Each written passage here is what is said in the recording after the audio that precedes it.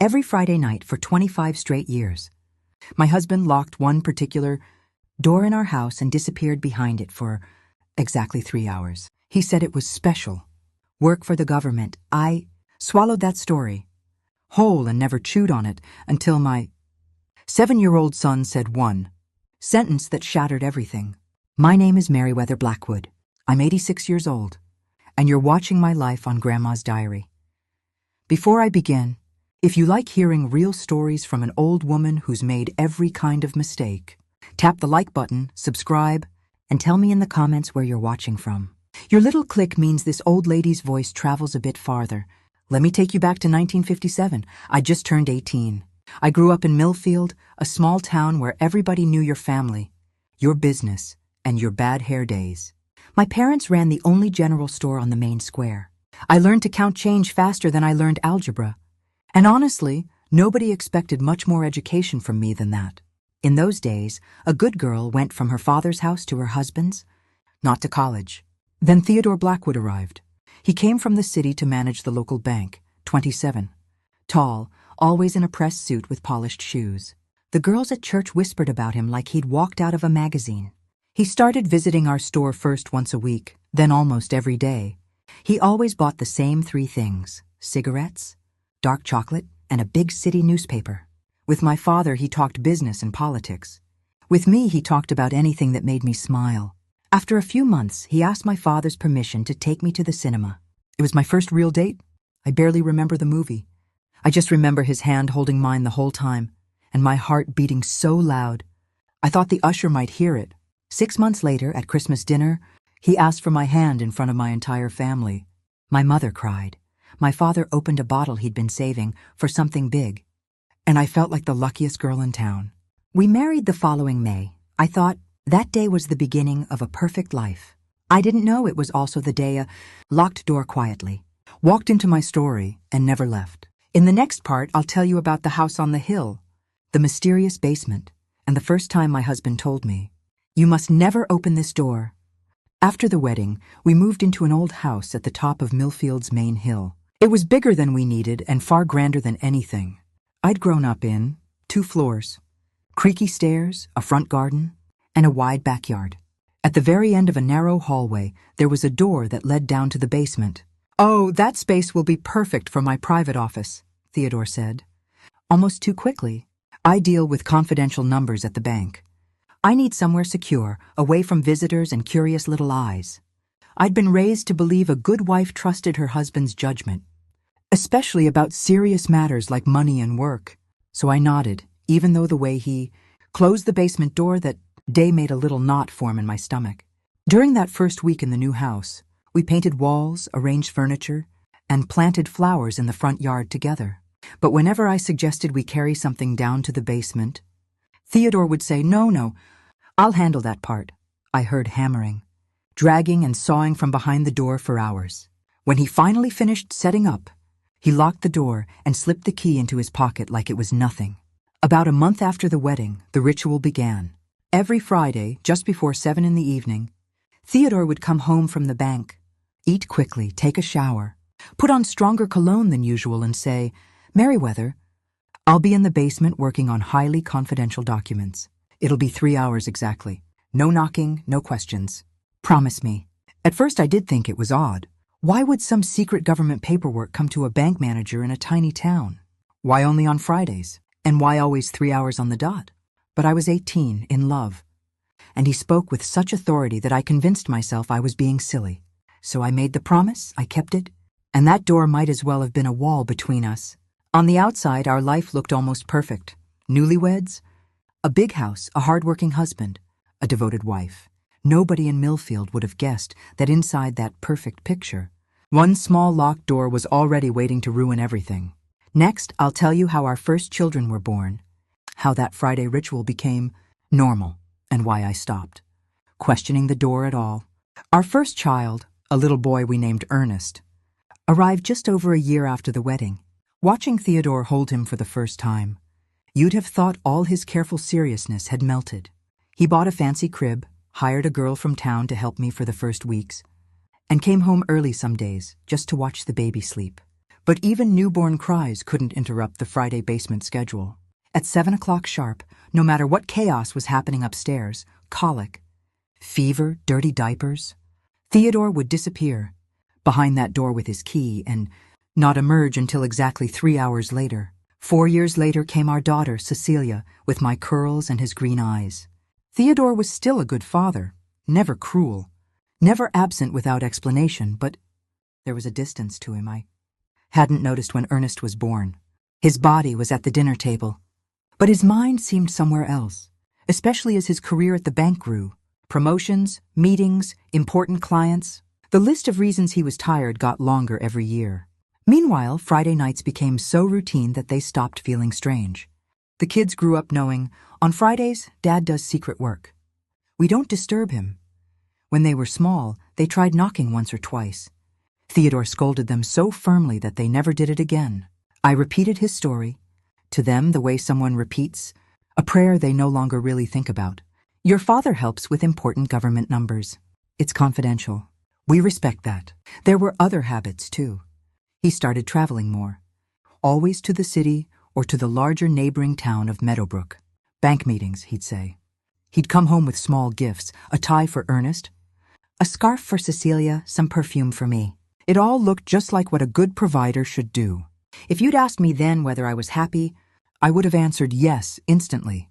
We had a nice home, healthy children, financial stability, and a respectable name in town. I'd tucked any questions about that basement into the back of a drawer in my mind and shut it tight. I didn't understand back then that unanswered questions don't disappear. They simply wait. They wait for the right voice on the right day to wake them up again. In the next part, you'll meet our surprise baby, Benjamin, and see why the year we looked most perfect from the outside was exactly when everything started to crack inside. By the time I turned 36, I thought our family was complete. Ernest was already a young man, finishing his studies in engineering. Cecilia was a smart, determined girl on her way to college. I had started to imagine quieter years ahead. Maybe a small job in town. More time for myself, fewer school lunches to pack. Life had other plans. When I realized I was pregnant again, I almost didn't believe it. I remember telling Theodore in our kitchen, nervous and excited. His face went through surprise and then settled into something like worry. Another mouth to feed, he muttered, half under his breath. More expenses. His reaction stung. We were comfortable. He'd been promoted to general manager of the bank. We weren't rich, but we never went without. Still, I accepted his explanation. I just worry about the future. Merryweather, and tried to push away the hurt. Once our third child, Benjamin, was born, Theodore did what he always did.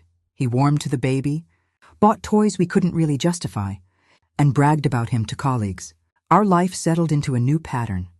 2 grown children coming and going, 1 small boy running through the halls, a husband climbing the professional ladder, and a wife who kept everything running in the background. Sundays were for church, family lunches, and polite conversation. The town saw us as an example of stability. That year, the Mothers Club even gave me a Model Family Award. I stood on that little stage and smiled, not knowing the joke life was playing on me. Behind the applause and compliments, nothing changed in the basement. Every Friday at 7 sharp, Theodore bathed, changed his clothes, put on that stronger cologne, and vanished behind the locked door for 3 hours of so-called confidential work. By 1982, we had 25 years of marriage, a big house, 3 children, and a perfect reputation. I was 43. He was 52. From the outside, we looked like everything a couple of our generation was supposed to be. Inside, though, something small had begun to shift. A tiredness I couldn't name. A faint feeling that I'd built my whole life around a man I didn't entirely understand. That feeling stayed quiet until a sunny Tuesday afternoon, when Benjamin ran in from the yard with a story about a lady and 2 children at the corner of our street. Next, I'll tell you about that ordinary Tuesday, the passing strangers, and the first sentence from my son that made my blood run cold. 3 weeks after the children at the corner, Benjamin came home from school buzzing with excitement. He burst through the door, dropped his backpack in the wrong place, and shouted from the hallway, "Mom, we got a new teacher today." I wiped my hands on my apron and called back, "That's nice, sweetheart." "What's she like?" "She's pretty," he said, eyes shining. Hair like yours but lighter. And guess what? She has a picture of Dad in her wallet. I stopped stirring the sauce on the stove. A picture of your father? My voice came out thinner than I wanted. Yes. She opened her wallet to take out a gold star and I saw it. It was Dad hugging her and 2 kids. When I asked why she had my dad's photo, she went red and shut the wallet very fast. She said I must have been mistaken, but it was him, Mom, I'm sure. What's your teacher's name? I asked, trying to sound casual. Miss Claire, he said, already turning his attention to the smell of lunch. That name meant nothing to me then. Theodore had never mentioned a Claire. That night, while he was in the shower, I did something I'd never done in 25 years of marriage. I went through my husband's suit pockets. My heart pounded, my hands trembled, and I hated the feeling, but I couldn't stop myself. In an inside pocket, I found a small envelope with delicate handwriting that clearly didn't belong to a bank clerk. I didn't have the courage to open it. I put it back exactly where I found it, shut the closet, and sat down on the edge of the bed, feeling like the world had tilted a little. Over the next days, I watched Theodore differently. I noticed how quickly he checked the phone when he came home, how some calls made him lower his voice, how trips to buy cigarettes took longer than necessary. I started paying more attention to our finances, too.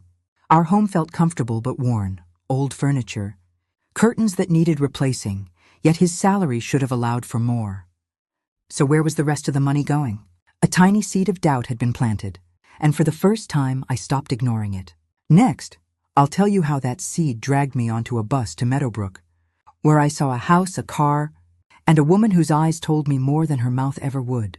3 weeks after the children at the corner, Benjamin came home from school buzzing with excitement. He burst through the door, dropped his backpack in the wrong place, and shouted from the hallway, "Mom! We got a new teacher today." I wiped my hands on my apron and called back, "That's nice, sweetheart." "What's she like?" "She's pretty," he said, eyes shining. "Hair like yours but lighter. And guess what? She has a picture of Dad in her wallet." I stopped stirring the sauce on the stove. "A picture of your father?" My voice came out thinner than I wanted. "Yes." She opened her wallet to take out a gold star and I saw it. It was Dad hugging her and 2 kids. When I asked why she had my dad's photo, she went red and shut the wallet very fast. She said I must have been mistaken, but it was him, Mom, I'm sure. "What's your teacher's name?" I asked, trying to sound casual. Miss Claire, he said, already turning his attention to the smell of lunch. That name meant nothing to me then. Theodore had never mentioned a Claire. That night, while he was in the shower, I did something I'd never done in 25 years of marriage. I went through my husband's suit pockets.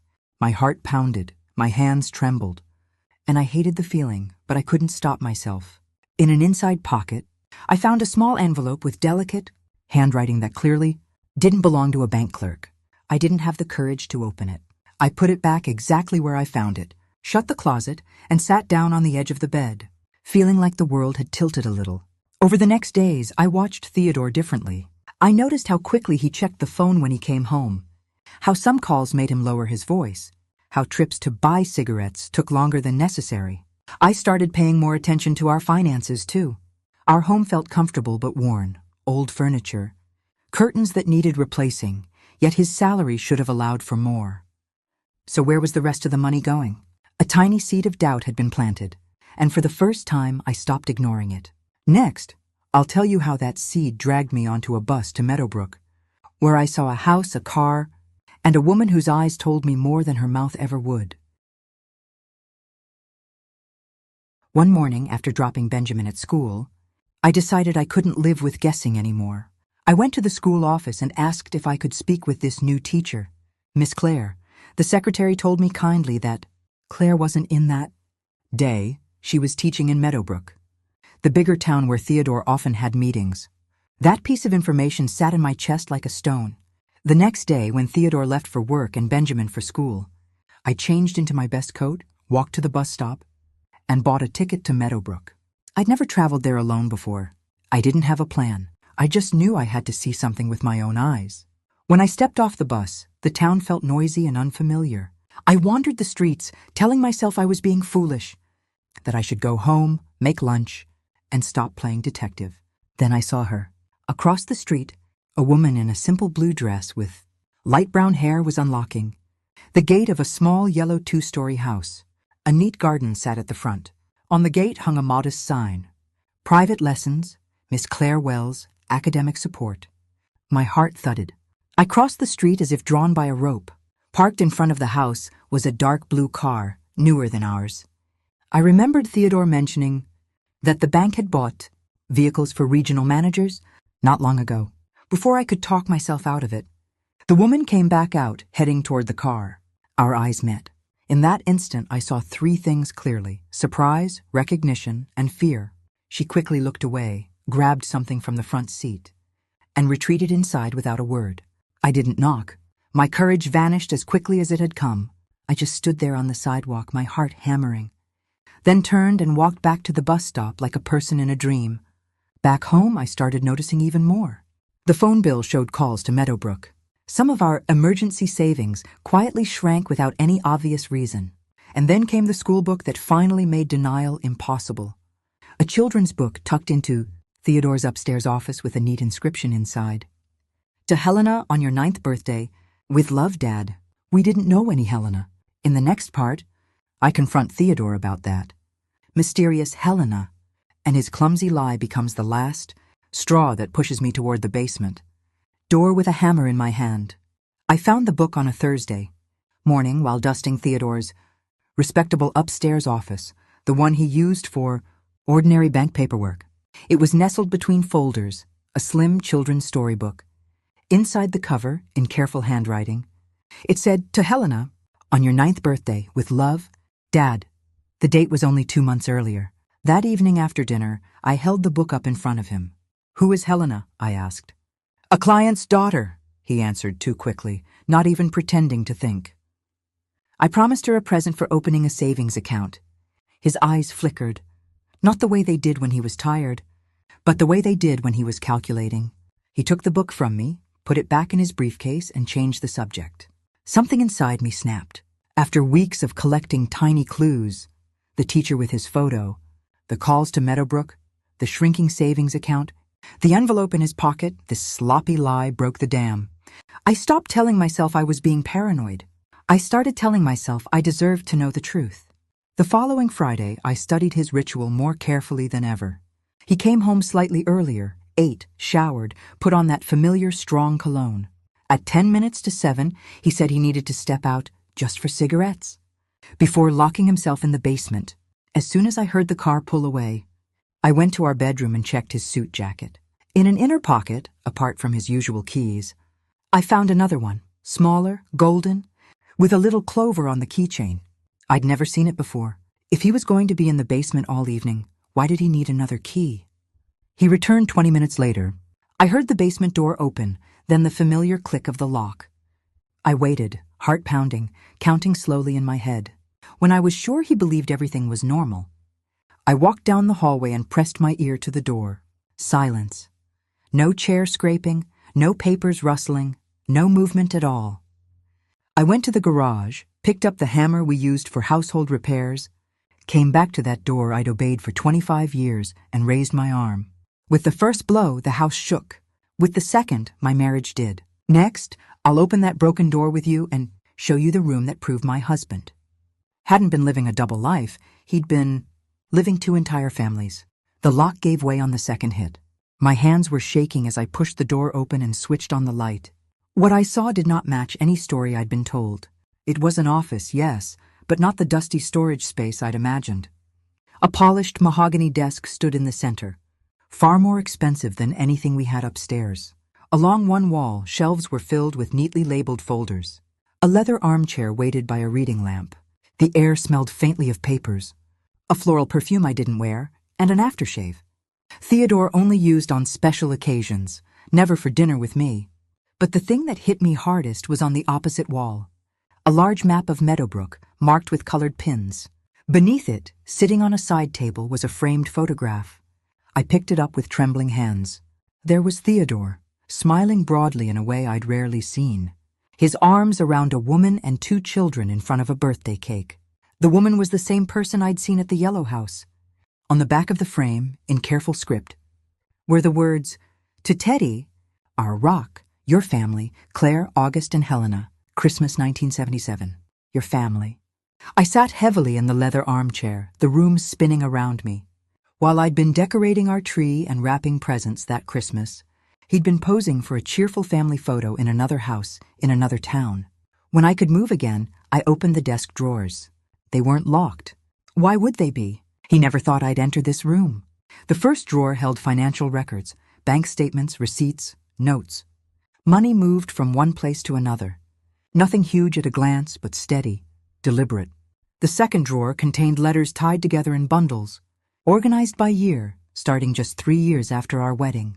The earliest letters were perfumed, romantic. "My dearest Teddy," one began, "I know your situation is difficult, but I can't lose you again." Later letters spoke of a baby boy named August, then a girl named Helena. There were photos of their first days of school, holidays, seaside trips. Page after page told the story of a second life. My husband had been living just 20 minutes down the road. I kept reading until tears blurred the ink. It turned out the basement didn't hide government secrets. It hid something far more painful. The truth that my marriage had never been the whole story. It had only been half. In the next part, I'll show you what I found in the final folder. A draft letter to me, plans to leave, and notes about all of us written like we were items on a list. Once I'd seen the photos and the love letters, I thought nothing could shock me more. I was wrong. In a separate folder, I found recent correspondence, no longer romantic, but practical and cold. Letters to a lawyer about division of assets, discreet, arrangements, and minimizing. Damage! There were notes about how to handle 2 households financially, how to move money quietly without alerting auditors. Then I found a typed letter addressed to me, dated just 2 weeks earlier. The top line began, "Dear Merriweather," but it was never signed or sent. In that draft, he said our marriage had never reflected his true desires, that he had found real happiness elsewhere, and that now that the older children were grown, the time had come to follow his heart. He hoped I would understand and forgive, as if 25 years of deception could be smoothed over by polite words and a tidy explanation. I stopped reading before the end.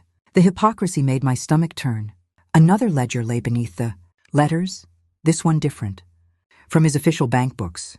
It contained records of small amounts of money temporarily diverted, used to pay the Meadowbrook house's bills, then quietly returned. It was a careful, risky game that only someone in his position could play. On its own, each number looked harmless. Together they spelled theft. Finally, I stumbled on a thin folder that made my skin crawl. On each page there were notes about us, me and our 3 children, written like observations in a study.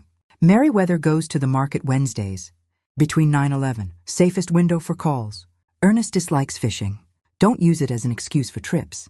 Cecilia suspicious. Monitor comments. Avoid certain topics. Benjamin still small, attached to mother.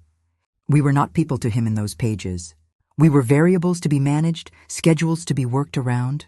Holding that folder, something inside me grew very still. The woman who lived for everyone else's comfort was suddenly gone. In her place stood someone I didn't quite recognize, a tired, furious 43-year-old who was done being lied to. I gathered the worst of the evidence, letters, photos, financial notes, into one thick folder. I turned off the overhead light, left the table lamp on, and sat back in the leather armchair with the folder on my lap. Then I waited for my husband to open the door to his secret life and find me, sitting right in the middle of it. Next, you'll be in that basement with me when Theodore walks in, sees what I've discovered, and hears a sentence from my mouth he never imagined. I want a divorce. Around 10:25 that night, I heard the back door open softly, then footsteps in the hallway. The broken lock on the basement door squeaked as it turned, and the door opened. Theodore stepped in and stopped dead. The dim lamp threw his shadow across the room. His eyes moved from me, sitting in the leather armchair with the folder in my hands, to the open drawers, the turned-over photograph frame, the scattered papers. His face cycled through disbelief, confusion, calculation, and finally fear. "Merriweather, what are you doing here?" he asked. His voice tried to sound firm, but it trembled. I let the silence sit for a moment. 25 years, I said, my voice calmer than I felt. 25 years I believed in government papers, confidential meetings, business trips. 25 years while you spent Friday nights with another family? He closed the door behind him, as if that could stop anything from escaping now. He didn't bother denying it. The evidence was everywhere. "You weren't supposed to find out like this," he muttered, echoing the unfinished letter in the drawer. "And how was I supposed to find out?" I asked. "With a polite note slipped under my teacup? After Benjamin left home and you decided it was convenient." He tried his usual weapons, soft words, half apologies, phrases like, "I never meant for it to go so far," and "I was trying to do right by everyone." When that didn't melt me, he shifted to panic. "If you go to the bank board with those records, I could lose everything." Prison, Merriweather. Think about the children. Think about Benjamin. "For 25 years you thought about yourself," I answered. "Now it's my turn." He stared at the folder I was holding. "What do you want?" he asked finally. "Tell me what I need to do to keep this between us." "I want you to leave this house tonight," I said. "Take what you absolutely need. Tomorrow we talk about the divorce." "Divorce?" He looked honestly shocked, as if betrayal, theft, and a second family didn't logically result in that word. "But our family ended the day you decided to start a new one," I said. "You have until midnight, Theodore, or tomorrow the bank board gets a copy of your little side business." He must have seen something new in my eyes, because he didn't argue much more. He went upstairs, packed 2 suitcases, and came back down half an hour later. "Where am I supposed to go?" he asked quietly at the door. "To the people you've been spending your Fridays with," I said, and closed the door on him and on the life I'd thought I was living. In the next part, I'll share how I told our children, faced a town full of whispers, and discovered that standing up for yourself can be more terrifying than staying in a lie. The next morning, the house felt heavier and lighter at the same time. Theodore's absence was like a missing piece of furniture. You keep reaching for it without thinking. But there was also a strange clarity in the air, as if someone had opened a window after years of stale breath. Benjamin padded into the kitchen in his pajamas, rubbing his eyes. "Where's Dad?" he asked, sitting at the table. How do you tell a 7-year-old that his father has another family and has been living a double life longer than he's been alive? You don't, not all at once. "He had to travel for work," I said softly. "For a while? We'll talk more when your brother and sister are here." The tiny lie tasted bitter, but I knew the full truth would crush him. After dropping Benjamin at school, I called Ernest and Cecilia. My voice alone must have told them enough. Both promised to come home that day, Ernest from the city, Cecilia from college. I also knew I had to act quickly before Theodore tried to empty our shared accounts. The house was in my name, a wedding gift from my parents. Our savings, however, were joint. I went to a different bank across town, opened an account under my own name, and moved half of our savings there, not more, not less. It felt strange to make a financial decision without asking anyone's permission. On my way out, I ran into the wife of one of Theodore's colleagues. She glanced my way and then looked down so fast it was almost comical. That's when I knew the story was already making the rounds. In a small town, news doesn't walk, it runs. Cecilia was waiting on the front steps when I got home, eyes red from crying. "Is it true, Mom?" she asked. "That he has another family?" We sat on the porch and I told her the essentials. When I mentioned the basement and the Friday nights, she closed her eyes. "I always knew those Fridays were wrong," she said, then confessed that as a teenager, she'd once seen him leaving through the back and driving away instead of going downstairs. He'd scared her into silence. I held her as she cried and told her what I wish someone had told me long ago. The shame was not ours. Ernest arrived later, angrier than anyone. "Where is he?" he demanded. "I'll go find him." It took all my strength to stop him. "We won't fix this with shouting in the street," I said. "We'll fix it with decisions." That day, for the first time in my adult life, I took my own side and it terrified me. Next, I'll tell you about the lawyer who tried to buy my silence, the phone call where I finally spoke to Theodore as an equal, and the moment I realized I'd need to earn my own living. Within a week, a thin man in a dark suit knocked on my door, briefcase in hand. He introduced himself as Theodore's lawyer and sat stiffly in my living room, avoiding my eyes as much as possible. "Mr. Blackwood wishes to resolve matters quickly and discreetly," he began. "He is prepared to give up his share of the house, a house that had never legally been his in the first place, and pay a reasonable allowance for the minor child, provided you agree not to mention certain irregularities in his professional conduct." In plain language, he wanted to buy my silence. Tell Mr. Blackwood, I said, that our son's support is not a favor, it's his duty. And I don't trade my integrity for something that already belongs to me. The lawyer left looking uncomfortable. 2 hours later, the phone rang. It was Theodore. Have you lost your mind? He shouted. Do you know what happens if those documents reach the board? I could go to prison. You should have thought about that before moving other people's money around. I replied, surprising myself with how steady I sounded. I won't report you for our children's sake, not yours. I don't want them to grow up as the kids whose father went to jail. But I won't protect you in exchange for crumbs either. I want fair support based on what you actually earn, not what you pretend to earn. He was quiet for a long moment. Then he said almost accusingly, And Claire? Our children there? What happens to them if I lose my job? I closed my eyes.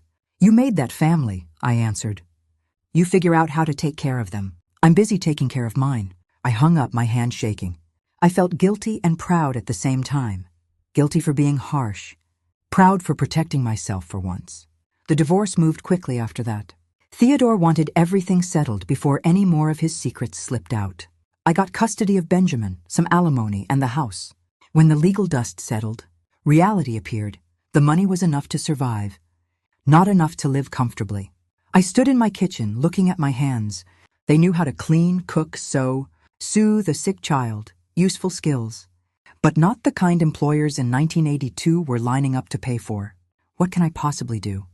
I whispered to an empty room. The answer came from Cecilia over a cup of tea. In the simplest sentence, Mom, everyone raves about your fudge at church. Why don't you sell it?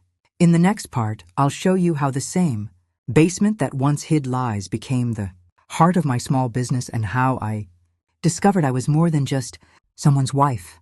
At first I laughed when Cecilia suggested selling sweets. Who would pay for something any housewife can make? I asked. She gave me a look only grown daughters can give their mothers. Mom, your desserts are always the first to disappear. That's not nothing. So I started small. I put the word out quietly at church that I could make fudge, coconut treats, and puddings for birthdays. My first orders were tiny and badly priced. I undercharged, of course. But after that first nervous delivery, a mother called to say the kids devoured everything. Could I order again next month? Little by little, orders grew. I wrote recipes in a notebook, adjusted quantities, burned a few pans, and learned to calculate prices that made sense. I worked late into the night after Benjamin went to bed, with the radio low and my thoughts finally my own. Soon the regular kitchen wasn't enough. There were trays on every surface and cooling racks balanced on chairs. That's when my gaze drifted down the hallway to the basement door. I hadn't set foot down there since the night I'd confronted Theodore. For months I'd kept it closed like a scar. One afternoon I took a deep breath, opened it, and went down. The fancy desk was gone. I'd sold it to help pay bills. The walls were bare. The room that had once hosted secrets and lies was now just a large empty space. I scrubbed the floors, washed the walls, and slowly brought in shelves, mixing bowls and trays. Bit by bit, the basement transformed. From a private theater for my husband's double life into the headquarters of Merriweather's Sweets, where maps and secret ledgers once hung. I pinned up orders, delivery lists, and handwritten recipes. The smell of perfume and aftershave was replaced by chocolate, sugar, and vanilla. Business grew faster than I expected. Within a year, I needed help. I hired other women who, like me, were starting over. Widows, divorcees, women who'd never been allowed to work before. We laughed, cried, and baked our way through long days. Meanwhile, Theodore's life was unraveling. 6 months after our separation, he lost his job at the bank, not because of me, but because he'd started yet another affair with a bank employee. The directors who had looked away from his financial tricks couldn't ignore that. Scandal on top of everything else. Watching from a distance, I realized something important. My life had been rebuilt on honest work. His was still crumbling under lies. In the next part, we'll jump ahead 5 years to the phone call I never expected, from Helena, the daughter of the other woman, asking me for a favor that would change our family forever.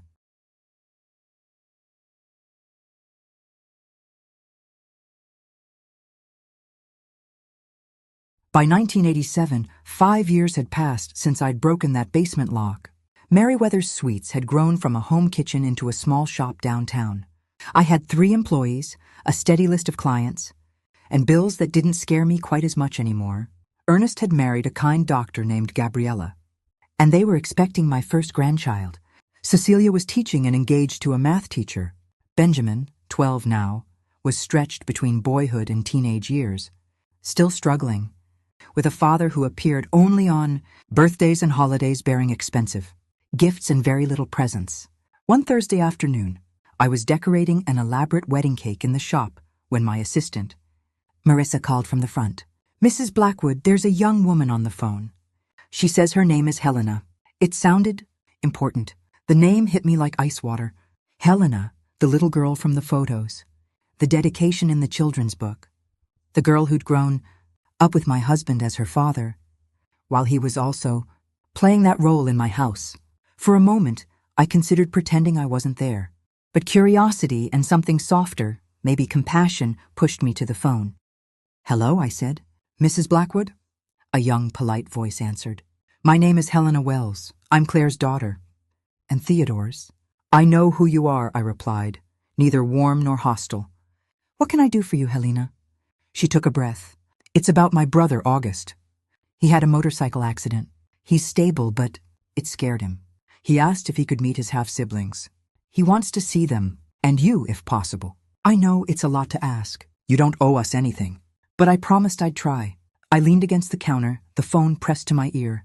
For years I'd imagined those other children only as shadows connected to my pain. Now one of them was on the line, sounding nervous and respectful. "Where is he?" I asked. "At St. Luke's Hospital in the city, room 307. "I can't promise anything," I said. "This isn't just my decision." "I understand," she whispered. "Thank you for listening." After I hung up, I stared at the phone for a long time.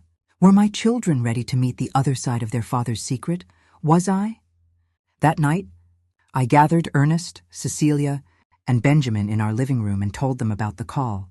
In the final part, I'll tell you how that hospital visit turned strangers into siblings, how Theodore's story ended, and what I learned about freedom, truth, and second chances. When I told my children about Helena's call, the room fell silent. For 5 years, we'd spoken of the other family only in fragments. Now their names, August and Helena, were sitting right there with us. "They're not to blame for what Dad did," Ernest said finally. "We're adults. Maybe it's time we stop pretending they don't exist." Cecilia was quieter. "I don't know if I'm ready," she admitted. "But I also don't want to spend my whole life avoiding them." Benjamin, still half child, half young man, just asked, "They're our brother and sister too, right?" "I want to meet them." So on Sunday we drove to the city and took the elevator up to room 307. Inside sat a young man with his leg in a cast and a girl standing beside him. I recognized Helena instantly from the old photos, now grown. When we stepped in, they both looked up, and for a moment, no one said a word. "You came," Helena said, tears filling her eyes. "We may be a messy family," I replied, "but we're not heartless." We spent hours talking. We found strange little similarities, shared allergies, favorite authors, the same odd sense of humor between two, brothers who'd grown up in different homes. We didn't become best friends overnight, but something fragile and real began to form, a bridge. Over the years, that bridge held. The 5 siblings visited one another, exchanged letters, attended weddings and christenings. Claire and I were never friends, but we learned to be polite, even kind. We both carried different wounds from the same man. As for Theodore, life didn't smooth itself out for him. After losing his bank job and later his small accounting office during a financial crisis, he drifted between short relationships and fragile jobs. He tried too late to be a better father, but gifts can't replace years. In 1995, Helena called again. "Merriweather," she said gently. "Dad had a heart attack. He's gone. He died alone in a small apartment. At the funeral, we all stood together. Me, my 3 children, Claire, August, and Helena. 2 women, 5 children, 1 closed coffin. Looking at that box, I felt neither triumph nor hatred, just a quiet understanding that his choices had shaped us. But they didn't own our futures. Now at 86, I look back and see that the night I broke that basement lock wasn't the end of my life. It was the beginning of the part that truly belonged to me. The betrayal didn't magically turn into something beautiful. Pain is still pain. but it pushed me to build a life based on truth, work, and the kind of love that doesn't need secrets to survive. If you're listening to this and there's a locked door in your own life, a question you're afraid to ask, a truth you keep dodging, remember this.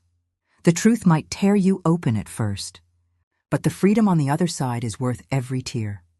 If you want to hear another chapter from my long, tangled life, like how one wedding cake order reunited two enemies, make sure you're subscribed to Grandma's Diary and turn on the notifications.